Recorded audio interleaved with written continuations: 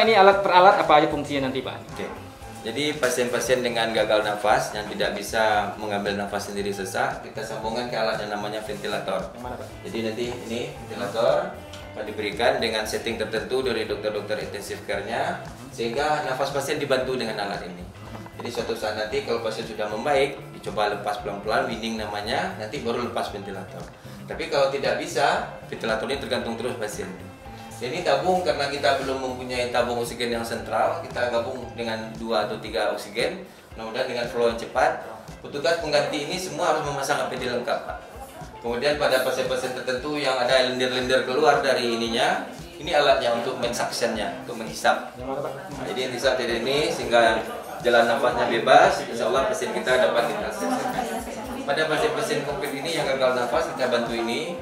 Kalau keadaannya cenderung membaik nantinya, insya Allah dalam berapa hari sampai minggu menjadi baik lagi. Berapa kita punya Pak?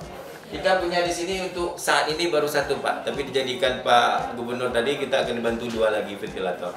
Jadi mudah-mudahan ini akan memberikan rujukan dari rumah sakit lain. Mungkin yang COVID yang lainnya bisa di rumah sakit tertentu, pada keadaan tertentu baru dikirim ke sini. Ruangan lainnya yang mana Pak? Kita punya ruangan ada 12 ruangan.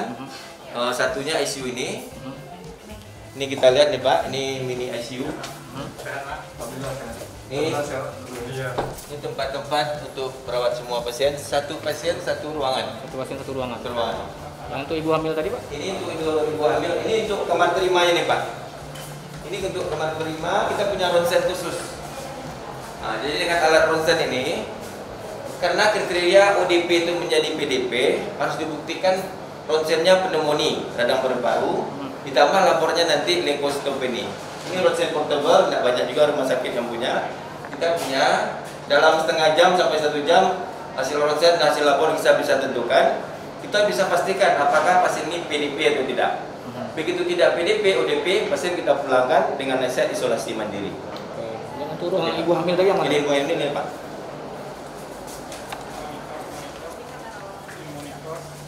Ini pasien dengan ruangan tindakan Pak. Ruangan tindakan untuk pasien tertentu. Untuk sementara kita memberi pertolongan persalinan pada pasien seperti ini. Jadi pasien yang sementara yang bisa kita tolong adalah ibu hamil yang COVID positif atau curiga COVID tanpa kelainan. Kita artinya persalinannya lewat bawah. Kalau mulai operasi, ini normal. Kalau mulai operasi, kita akan dapat bantuan dari Pak Gubernur dan Dinas Kesehatan nanti. Mudah-mudahan datang mesin anestesinya. Begitu datang, kami siap melayani pasien untuk operasi ibu kebidanan dan operasi bedah lainnya. Ini alat untuk melepas APD. Ruangannya ya? Ruangannya Pak. Jadi setelah pakai lengkap, petugas nanti akan melepas APD di sini. Jadi baju yang di sini udah agak tercemar. Ini ada showernya Pak. Bagi gunakan shower, kalau kita boleh dicontohkan Pak. Ya. Nah itu isinya disinfektan. Ya, ini kita coba. Oke. Berikan. Setelah ini kita disinfektan semuanya. Nanti kita pertahankan 5-10 menit. Lalu setelah bertahap dilepas semua nih. Bertahap. Itu kan masuk sini Pak. Di sini membuang semua ini dengan ini alat otomatis dibuang di sini. Tong sampahnya, baju-baju kotor tadi dengan ininya sama semuanya dibuka sampai boot dari kepala sampai bootnya dibuka. Dan ini kadang-kadang pada keadaan tertentu pasien grogi, tidak tahu mana yang dikerjakan, kami bikin protapnya. Jadi di sini hanya satu petugas ini. Kemudian di sini mandinya Pak. Langsung mandi ya? Mandi. Setelah dilepas semua PD-nya, petugas mandi di sini. Nah, dan ini ada toiletnya, tempat mandi. Mengambil baju bersihnya di sini lagi Pak. Oke, baju bersih. Dan itu dianggap insya Allah udah bebas. Penggantian awal memang di sini Pak. Penggantian awal di sini. Iya, di kamar sebelah Pak. Masuknya di sana. Masuknya di sini. Diambil ininya bajunya di sana. Artinya mereka menitip baju yang di sini ya? Ya. Nanti mau keluar wajib sini. Per satu orang petugas atau gimana Pak? Satu petugas di sini. Nanti datang lagi petugas lainnya. Pakaian bersihnya diambil di sini. Tutup lagi. Nah, dan insya Allah keluar di sini. Karena sudah bersih. Sudah bersih. Dia akan pergi ke tempat penginapan. Steril ya? Ya. Oh, maksudnya juga dari sini tadi ya? Ya, itu tadi.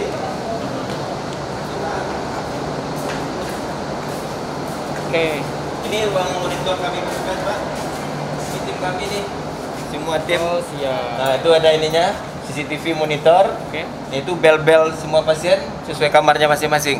Ya. Jadi untuk menghemat APD, begitu CCTV-nya ada pasien melambai minta pertolongan Oke. atau berbunyi nanti belnya, kita akan cepat bantu. Kodenya dengan lambaian atau dengan bel juga, Pak ya? Ada bel, Pak. Ada bel, coba diuji belnya. Oh, enggak, ujinya di kamarnya, Pak. Di kamar ya. Nah, dikunci belnya. Nah, coba dilihat, Pak. Sembunyikan. Ya. Untuk menghemat APD, Pak. Nah, tuh, Oke. ketahuan kamarnya. Satu shift berapa orang yang tugas, Pak? Tugas untuk perawatnya ada 3 orang, Mhm. dokter spesialisnya 1 orang, dokter umumnya ada 2 orang, dan petugas ronsennya 1 orang. Ditambah penunjang nanti cleaning service, ada laundry-nya, ada untuk ipalnya dan untuk perlengkapan alat-alat. Artinya Bapak punya tenaga medis yang betul-betul sudah siap gitu ya? Insya Allah kami siap, demi kemanusiaan kita siap. Yang penting dukungannya jangan kami dibeda-bedakan dengan yang lainnya untuk pulang rumah. Oke, sip? Itu masih daerah aman? Apa daerahnya, Pak? Mulai merah.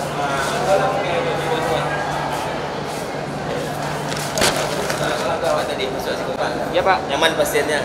Siap. Setelah pemeriksaan, mulai pada pintu ini kita rawat pasien positif. Nah, itu positif. Oh.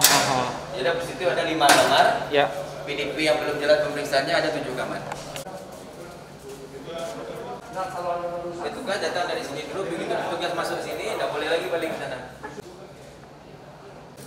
Wawancara berikut. Kita tunggu teman-teman. Ini minta tambah-tambah ruangan banyak orang ini Pak Aziz ya. Mungkin jadi ruangan ini. Jadi ikut ke Pak Rektor. Itu standar awak. Mereka pakai standar yang ada. Dia pakai yang pakai Awak baru Revisi dia ya. Revisi. Awak baru kemeluan, bro. Nanti laporan apa udah selesai. Padahal awak gak kerja. Ya udah bisa. Bukan ada kata ngeri kok, bro. Itu begitu pula dipakai itu kan bisa belok dah pakai. Coba banyak. Itu pakai standar. Kau dulu mau ngambilnya mau Dan juga relawan dari Fakultas Perawatan siap terjun, dokter-dokter dari Fakultas Kedokteran dan mahasiswa siap terjun untuk ini. APD gimana, Pak? Kalau APD untuk saat ini, alhamdulillah Rumah Sakit Unan siap untuk melayani pasien 10 hari ke depan dengan APD kami, dan kita berharap akan terus datang bantuan-bantuan donasi-donasi dari semua pihak yang sudah menjanjikan. Mudah-mudahan dengan APD ini kita memang ini senjata kami. Kami menjadi garda terdepan, bisa benteng terakhir pertahanan. Kita siap, syaratnya memang harus ada APD. Kalau tidak ada APD berarti bunuh diri Bapak-Bapak. Jadi kita pun untuk menghemat APD, kita sudah lihatkan kepada Pak Gubernur tadi. Pertama, ruang kita pakai kaca, jadi kita betul tembus. Yang kedua, kita punya CCTV. Jadi semua orang bisa melihat bagaimana ini ya, tentu saja tanpa mengurangi hak pasien. Hak pasien karena kita juga paripurna bintang 5 kita menyadari penuh. Yang ketiga, kita beri bel di kamarnya masing-masing. Begitu ada pertolongan, tekan bel, kita datang untuk menghemat APD. Kemudian kita ada regulernya, suatu perawat itu atau dokter itu memakai pakaian APD-nya 2-4 jam kita berikan. Jadi begitu terpapar langsung pakai, dan mudah-mudahan itu cara menghemat APD yang praktis. Pak, untuk limbah rumah sakit masih dikirim atau gimana? Kalau limbah kita punya aliran limbah Pak, IPAL. Jadi IPAL-nya di sini kita alirkan. Untuk aliran cairannya tidak ada masalah. Untuk B3-nya memang Padang belum punya, kita punya kerjasama yang datang orangnya 2 kali, 3 kali seminggu untuk menjemput limbah. Jadi begini, untuk yang mahasiswa keperawatan dan kesehatan itu kita fokus ke mereka itu kita minta untuk sebagai ada namanya KKN tematik. Jadi KKN tematik itu adalah mereka kita kasih tugas tapi tidak di front seperti ini. Kenapa? Karena untuk di front seperti ini itu sudah ada standarnya gitu kan. Tapi mereka nanti kita minta bantuan. Pertama adalah mereka akan membantu secara administratif di rumah sakit. Jadi artinya tenaga-tenaga yang selama ini berfungsi sebagai tenaga-tenaga medis atau kesehatan yang selama ini berada misal di IGD itu itu turun ke sini. Kemudian yang kosong sana itu adalah ada nanti beberapa residen juga akan kita perbantukan. Jadi makanya yang untuk yang mahasiswa itu bukan di sini tempatnya, tapi nanti membantu mensupport dari yang lain. Samping itu juga di samping rumah sakit juga dan mahasiswa juga nanti kita minta bantuan itu ada di masyarakat. Mereka punya aktivitas lain yang ada namanya nanti dia bikin juga masker dan segala macam itu nanti membantu ke masyarakat. Itu diantara dulu. Itu tidak untuk kedokteran aja, fakultas kedokteran aja atau semua fakultas? Pertama kita targetkan tematik kita adalah untuk mahasiswa yang bidang kesehatan.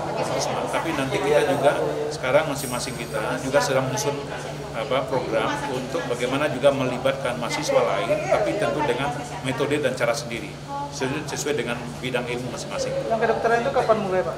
Sudah mulai. Kita sudah launching hari Senin kemarin. Di mana aja sekarang mereka, Pak? Sekarang beda mahasiswa yang non kesehatan dengan kesehatan, mereka sekarang juga tetap beraktivitas membantu untuk hal-hal yang berkaitan dengan dukungan kepada tenaga-tenaga kesehatan.